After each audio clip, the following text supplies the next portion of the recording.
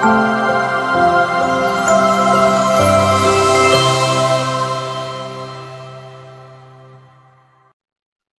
இயேசு கிறிஸ்துவுக்குள் எனக்கு அருமையானவர்களே, புது காலத்தினுடைய 2ஆம் வாரத்திற்கு உங்களை அன்போடு அழைக்கிறேன். நீங்கள் செல்லுகின்ற பாதையெல்லாம் கடவுள் உங்களோடு கூட வந்து உங்களுக்கு என்ன தேவையோ அவற்றை அறிந்து உங்களுக்கு கொடுக்க உங்களுக்காக ஜெபிக்கிறேன். பிரியமானவர்களே, இன்றைய வார்த்தை பகிர்வு நிகழ்வில் நாம் சிந்திக்க இருப்பது கானாவூர் திருமணத்திலே நடந்த நிகழ்வை பற்றி தான். முதல் வாசகம் எசாயா தீர்க்கதரிசியினுடைய வாசகத்தில் இருந்தும் 2வது வாசகத்திலிருந்தும் நமக்கு செய்திகள் கொடுக்கப்பட்டிருந்தாலும் இந்த நற்செய்தி வாசகத்தோடு முதல் வாசகம் இணைந்திருப்பதுதான் நாம் கவனிக்க வேண்டிய ஒன்று. முதல் வாசகத்தில இறுதியாக வருகின்ற வார்த்தையை நாம் கவனிப்போமானால், இனி நீ பாழ்பட்டவள், கைவிடப்பட்டவள் என்று சொல்லப்பட மாட்டாது. நீ எப்சிபா, பெயுலா என்று அழைக்கப்படுவாய். கடவுள் உன்னை விரும்புகிறார். உன் நாடு மனவாழ்வு பெறும். மறுவாழ்வு அல்ல, மனவாழ்வு பெறும். இளைஞன் கன்னி பெண்ணை மணப்பது போல உன்னை உயர்த்தியவர், உன்னை உண்டாக்கியவர் உன்னை மணந்து கொள்வார் என்று எசாயா தீர்க்கதரிசியினுடைய வார்த்தைகளை நாம் கவனித்துக் கொள்ள வேண்டும்.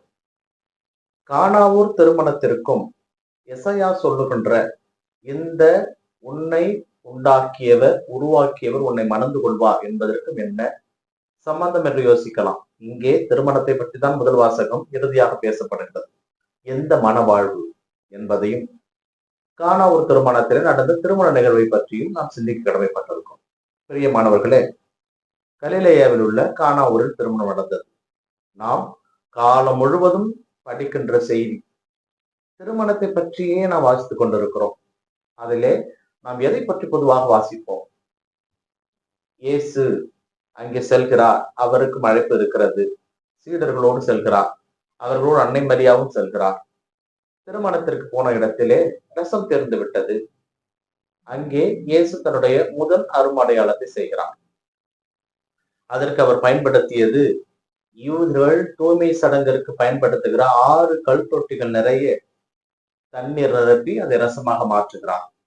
மேற்பார்வையாளர் மணமகனிடம் கேட்கிறார், நல்ல திராட்சை ரசத்தை முதலிலே பரிமாறிவிட்டு தரம் குறைந்த திராட்சை ரசத்தை இறுதியிலே பரிமாறுக, நீர் என்ன இப்படி செய்கிறீர் என்று கேட்கிறார். அங்கே யோவான் நற்செய்தியாளர் ஒன்றை பதிவு செய்திருப்பார்.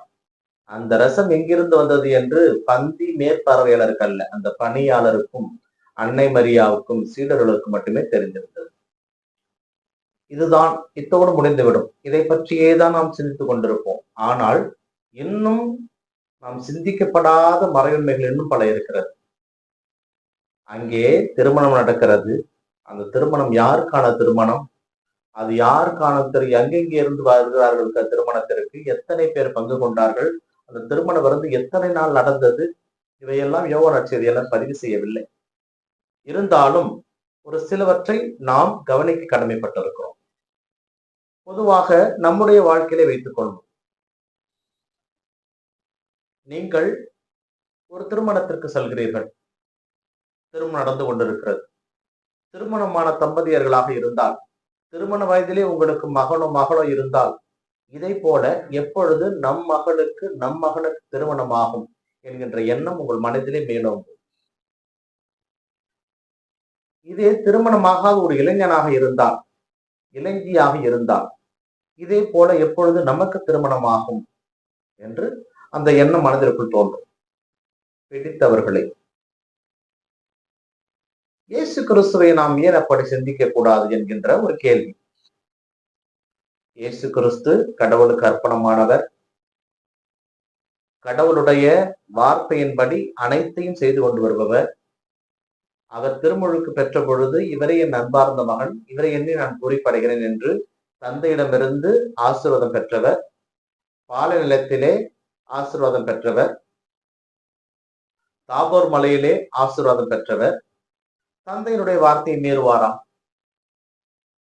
இவை அனைத்தும் தந்தையினுடைய வார்த்தைகளுக்குள் தான் வரும். முதல் அதிசயம் கானாவூரில் தான் நிகழ்த்தப்பட வேண்டும் என்பதும் தந்தையினுடைய விருப்பமாக இருக்கும். அதுவும் திருமணத்தின் போது நடப்பதுதான் மிகப்பெரிய அதிசயம். பிரியமானவர்களே, இவற்றை நாம் எந்தெந்த கோணத்தில் சிந்திக்கலாம் என்றால், நமது விவிலியத்திலே முதல் புத்தகம் தொடக்க நூல் திருமணத்தில் ஆரம்பிக்கிறது. ஆதாமையும் ஏவாளையும் கடவுள் ஒரு குடும்பமாக ஒன்று சேர்த்து வைக்கிறார். திருவழிபாடு புத்தகம் 19, 20 இந்த 2 அதிகாரத்துக்குள் முடியும். அங்கே திருமணத்தில் தான் முடியும். இடைப்பட்ட கால புத்தகத்திலே கூட திருமணத்தை பற்றி சொல்லப்பட்டிருக்கும். ஆனால் தொடக்கமும் திருமணம், முடிவும் திருமணம். இப்பொழுது நாம் கொஞ்சம் யோசிக்க கடமைப்பட்டிருக்கிறோம். என்ன யோசிப்பது? திருமணம் என்றால் இங்கே இயேசுவுக்கும் திருமணத்திற்கும் என்ன சம்பந்தம் என்று நாம் யோசிக்கலாம். இயேசு இங்கு அவர் ஏற்படுத்திய அந்த தண்ணீரை ரசமாக ஏற்படுத்தினார் அல்லவா? தன்னுடைய முதல் அதிசயம். இதேதான் தன்னுடைய இறுதி ராவுணவிலே, இனிமேல் என் தந்தையினுடைய ஆட்சி வரும் வரை இந்த திராட்சை மதுவை நான் குடிக்க மாட்டேன் என்று சொல்லியிருப்பார். அப்படி என்றால் தந்தையினுடைய ஆட்சியில் என்ன நடந்திருக்கும்? அதையும் யோசிக்க கடமைப்பட்டிருக்கும். பல கேள்விகள் நம் மத்தியிலே. ஏனென்றால் இறை வார்த்தை உயிருள்ளது, ஆற்றல் மிக்கது. அப்படி என்றால் அந்த இறை வார்த்தை எதையெல்லாம் நமக்கு சொல்லும் என்பதை நாம் தான் தேடி தேடி தேடி கண்டுபிடிக்க வேண்டும். தேடாமல் எதையும் இங்கே கண்டுபிடிக்க முடியாது, தேடினால் ஒழிய.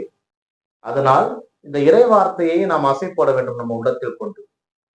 இங்கே இந்த திராட்சை ரசம் தீர்ந்து விட்டது. இயேசுவிடம் சொன்னால் திராட்சை மது கிடைக்கும் என்று முதலிலே நம்பியவர் அன்னை மரியா, முதல் விசுவாசி. அன்னையாக இருந்தாலும் ஆண்டவருடைய முதல் விசுவாசி. ஆமீன் என்று சொன்னதனால் மனதில் வைத்துக் கொள்ள வேண்டும். இரண்டாவது, இந்த கற்சாடிகளை எல்லாம் நிரப்புங்கள் என்று சொன்ன உடனே விளிம்பு வரை நிரப்பிய பணியாளர்கள் இரண்டாவது விசுவாசிகள். அப்படியானால் இயேசு கிறிஸ்து தம்மிடம் கேட்போர்களுக்கு எல்லாவற்றையும் கொடுப்பார் என்பதை நாம் உணர்ந்து கொள்ள வேண்டும். இயேசு கிறிஸ்து தனது அன்னையினுடைய வார்த்தைக்கு செவி கொடுக்க முற்படுகிறார். யூதர்கள் தூய்மை சடங்கிற்கு பயன்படுத்தப்படும் 6 கல் தொட்டிகள், அங்கே வேறு பாத்திரங்கள் இல்லையா என்பது வேறு கேள்வி. இருந்ததிலே பெரிய பாத்திரங்கள் இவைதான். ஒவ்வொன்றும் 2, 3 குடங்கள் கொள்ளும். அப்படிப்பட்ட ஒரு இடத்திலே இயேசு கிறிஸ்து தண்ணீரை திராட்சை ரசமாக மாற்றுகிறார். வெறும் தண்ணீரை திராட்சை ரசமாக மாற்றுகிறார். இதை நாம் எதோடு ஒப்பிட்டு பார்க்க கடைப்பட்டிருக்கிறோம் என்றால், பழைய ஏற்பாட்டிலிருந்து புதிய ஏற்பாட்டுக்கு கடந்து செல்கிறது. யூதர்கள் தூய்மை சடங்கிற்கு பயன்படுத்தப்படும் அந்த தண்ணீர், அந்த கல்சாடிக்குள் இருக்கின்ற தண்ணீரை எதற்கு பயன்படுத்துவார்கள் என்றால், வீட்டிற்குள் உள்ளே செல்லுகின்ற பொழுது தங்களுடைய பாதங்களை கழுவி கொண்டு செல்வார்கள். அவர் கடவுளுடைய காரியங்களுக்காக அதை பயன்படுத்துவார்கள். தூய்மை சடங்கிற்கு பயன்படுத்துவது. அப்படியானால் அந்த தூய்மை சடங்கிற்கு பயன்படுத்தப்படும் அந்த தண்ணீரை கடவுள் ரசமாக மாற்றுகிறார். இறுதியிலே அதை தன்னுடைய ரத்தமாகவே நமக்கு கொடுத்திருக்கிறார்.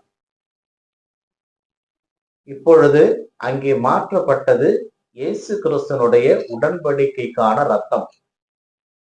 யாரெல்லாம் அவை உண்டார்களோ நிலைவாழ்வு பெறுவார்கள். இங்கே பழைய ஏற்பாட்டிலிருந்து புதிய ஏற்பாட்டிற்கு இந்த திராட்சை ரசம் வருகிறது. பிரியமானவர்களே, கானா ஒரு திருமணத்தில் இது ஏன் நிகழ வேண்டும்? இயேசு கிறிஸ்துவும் தன்னுடைய திருமணத்தை பற்றி தான் யோசித்துக் கொண்டிருந்தார். தன்னுடைய திருமணம் எப்படி இருக்கும்? தன்னுடைய திருமணத்திற்கு வருகின்ற விருந்தினர்களுக்கு என்ன ரசம் கொடுக்கலாம், எப்படி கொடுக்கலாம், எப்படி அவர்களோடு அமர்ந்திருக்க வேண்டும் யோசித்திருக்கலாம். நமக்கெல்லாம் விழி பிதுங்கும், இயேசுவுக்கு திருமணமா என்று. கிடையாது. இயேசு தன்னுடைய திருமணத்தை பற்றி தான் யோசித்திருப்பார். எப்படி என்றால், திருச்சபையான மணமகளை இயேசு என்ற மணமகன் மணந்து கொள்வார். இதுதான் முதல் வாசகத்திலே நாம் வாசிப்பது. உன்னை உண்டாக்கியவர், உன்னை எழுப்பியவர் உன்னை மணந்து கொள்வார்.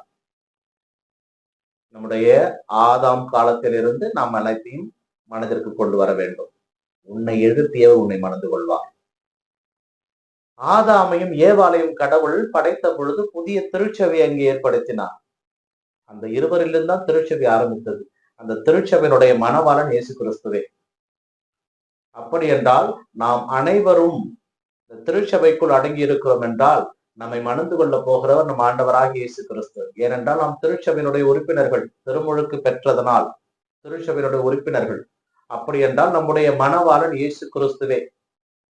இந்த கானா ஒரு திருமணத்தின் வழியாக தனது திருமணத்தை அவர் முன்னறிவிக்கிறார் இயேசு கிறிஸ்து.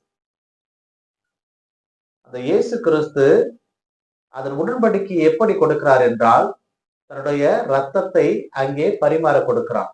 இங்கே சொல்லப்படுகின்ற வார்த்தை என்னவென்றால், தரம் குறைந்த திராட்சை ரசத்தை பின்னால் தான் கொடுப்பார்கள், தரம் உள்ளதை முதலில் கொடுப்பார்கள். நீர் ஏன் தரம் குறைந்ததை இறுதியில் வைத்திருந்தீர் தரம் உள்ளதை என்ற கேள்விக்கு கடவுள் நம்பினார், எல்லாரையும் நம்பினார். இறைவாக்கினர்களை நம்பினார், நீதி தலைவர்களை நம்பினார், அரசர்களை நம்பினார். ஆனால் யாருக்கும் இந்த மக்கள் கீழ்ப்படிவதாக செவி கொடுப்பதாக தெரியவில்லை. கடவுள் தன்னுடைய ஒரே பேரான மகனை இந்த பூவுலகிற்கு அனுப்பினார், புதிய திராட்சை ரசமாக. பழைய பையிலே புதிய திராட்சை மதுவை ஊற்றினால் பையும் கிழிந்து போகும், திராட்சை ரசம் வீணாக போகும். அதனால்தான் இயேசு கிறிஸ்து யூத சடங்குகளிலிருந்து புதிய கிறிஸ்துவத்தை ஏற்படுத்தினார். இந்த யூத சட்ட திட்டங்களிலிருந்து, அந்த கச்சாடிகளில் இருந்த அந்த தண்ணீரை யூத தூய்மை சடங்கிற்கு பயன்படும் அந்த கல்சாடிகளிலே தன்னுடைய உடன்படிக்கையின் ரத்தத்தை உருவாக்கி அதை மற்றொரு கொடுக்கிறார். ஏனென்றால் அவர் ஒரு யூதர். இவை அனைத்தையும் நாம் சிந்திக்கின்ற பொழுது இங்கே புது வாழ்வை இயேசு நமக்கு கொடுக்க வருகிறார். கானா ஒரு திருமணம் என்பது ஒரு உறவு பரிமாற்றம், ஒரு உணவு பரிமாற்றம். ஒரு உணவிலே உறவு மலரும், உணவிலே அனைவரும் ஒன்று சேர்வார்கள், அதிலே ஏற்றத்தாழ்வு இருக்காது, எல்லாருக்கும் ஒரு மாதிரியான உணவு சிறப்பானதுதான். இதை பல வருடம் பல வகையில் பல பேர் சொல்லி இருப்பார்கள். இருந்தாலும் இயேசு கிறிஸ்துவனுடைய இந்த கானாவூர் திருமண விருந்து இயேசுவால் நிகழ்த்தப்பட்டது, இயேசுவுக்காகவே நிகழ்த்தப்பட்டது. அவர் அங்கே தண்ணீரை திராட்சை ரசமாக மாற்றியது நம்முடைய பாவங்களை அவர் மன்னிப்பதற்கான முதல் அடி. அன்னை மரியா ஆண்டவர் இயேசுவிடம் சொல்லாமல் செல்கிறார், மகனே உன்னுடைய இறைப்பணியினுடைய துவக்கம் ஆரம்பித்து விட்டது, ஆரம்பி என்பது. அதற்கு இயேசு கிறிஸ்து சொன்ன வார்த்தை, அம்மா எனது நேரம் இன்னும் வரவில்லையே. அன்னை மரியா சொன்னது, அவர் சொல்வதையெல்லாம் செய்யுங்கள். பிரியமானவர்களே, இந்த காண ஒரு திருமணத்திலே இந்த செய்திகளை எல்லாம் நாம் அசை போட கடமைப்பட்டிருக்கிறோம். இயேசு கிறிஸ்து என்கின்ற தந்தையினுடைய மகள் நம் பாவங்களுக்கு கழுவாய இந்த பூமியிலே வந்து நமக்காக தனது இறுதி சொட்டு ரத்தம் வரை விட்டு கொடுத்து பாவத்திடமிருந்து நம்ம விலை கொடுத்து வாங்கி இருக்கிறார் என்று பவுலடியார் சொல்லியிருப்பார். அப்படிப்பட்ட அந்த கடவுள் உடன்படிக்கைக்கான ரத்தத்தையே நம்மிடம் கொடுக்கிறான். யாரெல்லாம் என்னுடைய இரத்தத்தையும் எனது உடலையும் பருகுவார்களோ அவர்கள் நிலைவாழ்வு பெறுவார்கள். இதைதான் ஆண்டவர் இயேசு கிறிஸ்து அங்கே சிந்தித்திருப்பார். தன்னுடைய திருமண விருந்தியது விண்ணுலகிலே திருச்சபை அவர் மணந்து கொள்ள போகின்ற பொழுது அனைவருக்கும் இயேசு கிறிஸ்துவனுடைய உடன்படிக்கையின் ரத்தமாகிய திராட்சை ரசம் பரிமாறப்படும். அங்கே போதுமான அளவு எல்லாருக்கும் கொடுக்கப்படும். அங்கே எதுவும் தீர்ந்து போகாது. இதைதான் அந்த கானா ஒரு திருமணத்தில் இயேசு சிந்தித்துக் கொண்டிருந்திருப்பார். பிரியமானவர்களே, இயேசு நம்மை தான் எப்பொழுதும் நினைத்துக் கொண்டிருக்கிறார். ஏனென்றால் அவர் நம்மை பற்றியே சிந்தித்துக் கொண்டிருப்பார். பேதுரு எழுதிய 2ஆம் திருமுகத்திலே சொல்லப்படுவது போல, உங்கள் கவலைகளை எல்லாம் அவரிடம் கொடுத்து விடுங்கள். ஏனென்றால் அவர் உங்கள் மீது கவலை கொண்டிருக்கிறார், நம் மீது கவலை கொண்டிருக்கிறார். அந்த திருமண விருந்திலே அந்த தீர்ந்து போன ரசத்தை எண்ணி அவர் கவலைப்பட்டது விண்ணுலகிலே நம்முடைய திருமணம், அதாவது அவருடைய திருமணத்தின் போது எந்தவித குறைவும் இல்லாமல் இருக்க வேண்டும். அதைதான் தன்னுடைய இறுதி ராவணவிலே இயேசு கிறிஸ்து சொல்லி இருப்பார். இனி தந்தையினுடைய இறையாட்சி வருகின்ற பொழுதுதான் இந்த திராட்சை மதுவை நான் பருகுவேன், அதுவரை நான் பருக மாட்டேன். இது எல்லாவற்றையும் நினைத்து பார்க்கின்ற பொழுதுதான் இந்த திராட்சை ரசம், தண்ணீரிலிருந்து திராட்சை ரசம் எப்படி மாறியது என்பது நமக்கு புலப்படும். பிரியமானவர்களே, இயேசு கிறிஸ்து தன்னையே நமக்காக கொடுத்திருக்கிறார். அவர் 5 அப்பம் 2 மீனை 5000 பேர் கொடுத்த பொழுது தனது உடலை அப்பமாக கொடுத்தார். இங்கே முதல் அதிசயமாக தன்னுடைய இரத்தத்தை கொடுத்து, உடன்படிக்கையினுடைய இரத்தம். அவர் திராட்சை ரசம் நிறைந்த கிண்ணத்தை தூக்கி ஆண்டவர் சீடர்களை பார்த்து சொன்னது, இது எனது ரத்தம், உடன்படிக்கைக்கான ரத்தம், இது உங்களுக்காக என்றென்றும் சிந்தப்படும் என்று சொல்லியிருப்பார். அப்படிப்பட்ட இந்த ஆண்டவருடைய ரத்தத்தை நாம் பருகுகின்ற பொழுதெல்லாம் அவருடைய பிள்ளைகளாகவே நாம் மாறுகிறோம்.